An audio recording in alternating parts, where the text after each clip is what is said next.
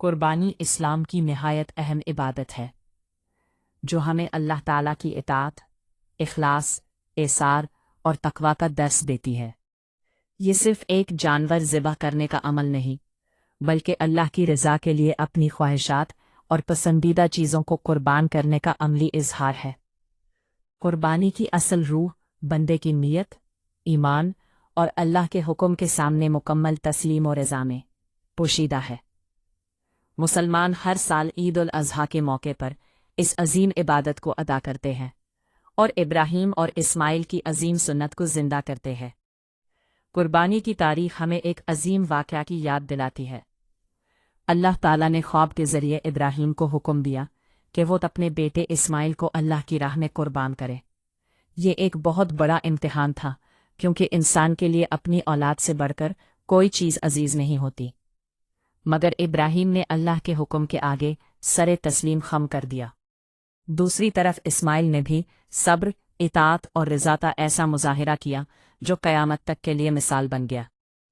جب دونوں اللہ کے حکم پر راضی ہو گئے تو اللہ تعالیٰ نے ان کی قربانی قبول فرمائی اور حضرت اسماعیل کی جگہ ایک دمبا عطا کر دیا۔ اس واقعے سے معلوم ہوتا ہے کہ اللہ تعالیٰ انسان کے دلوں کا اخلاص اور تقوی دیکھتا ہے۔ قرآن مجید میں اللہ تعالیٰ ارشاد فرماتا ہے، اللہ تک نہ ان کا گوشت پہنچتا ہے اور نہ ان کا خون، بلکہ اس تک تمہارا تقوی پہنچتا ہے۔ اس آیت کا مقصد یہ واضح کرنا ہے کہ قربانی کا اصل مقصد دکھاوا یا رسم ادا کرنا نہیں، بلکہ اللہ تعالیٰ کی خوشنودی حاصل کرنا ہے۔ اگر انسان کی نیت خالص نہ ہو تو قربانی کا حقیقی مقصد حاصل نہیں ہوتا۔ قربانی کی بے شمار فضیلتیں ہیں۔ یہ عبادت انسان میں صبر، شکر، محبت، ایثار اور قربانی کا جذبہ پیدا کرتی ہے۔ قربانی کے ذریعہ انسان اللہ تعالیٰ سے اپنا تعلق مضبوط کرتا ہے اور اپنی خواہشات کو اللہ کے حکم کے تابع کرنا سیکھتا ہے۔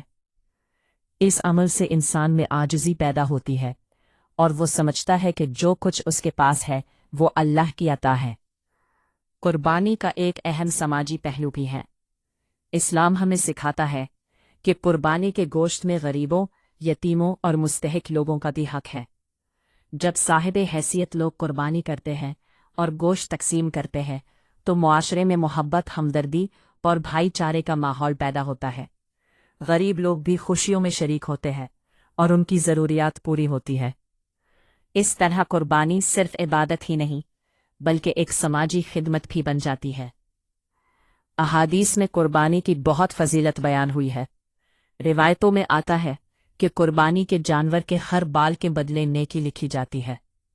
یہ عبادت اللہ کے نزدیک پسندیدہ اعمال میں شمار ہوتی ہے۔ قربانی انسان کے گناہوں کی معافی اور اللہ کی قربت کا ذریعہ بنتی ہے۔ آج کے دور میں ضروری ہے کہ ہم قربانی کی اصل روح کو سمجھیں۔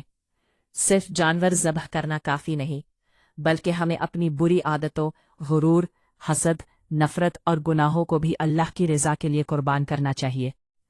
اگر انسان اپنی خواہشات کو اللہ کے حکم کے تابع کر لے تو یہی حقیقی قربانی ہے۔ آخر میں یہ کہا جا سکتا ہے کہ قربانی ہمیں اطاعت، ایثار، صبر، تقوی اور انسانیت کی خدمت کا سبق دیتی ہے۔ یہ عبادت ہمیں یاد دلاتی ہے کہ اللہ تعالیٰ کی رضا ہر چیز سے بڑھ کر ہے۔ اللہ تعالیٰ ہمیں قربانی کے حقیقی مقصد کو سمجھنے اور اس پر عمل کرنے کی توفیق عطا فرمائے۔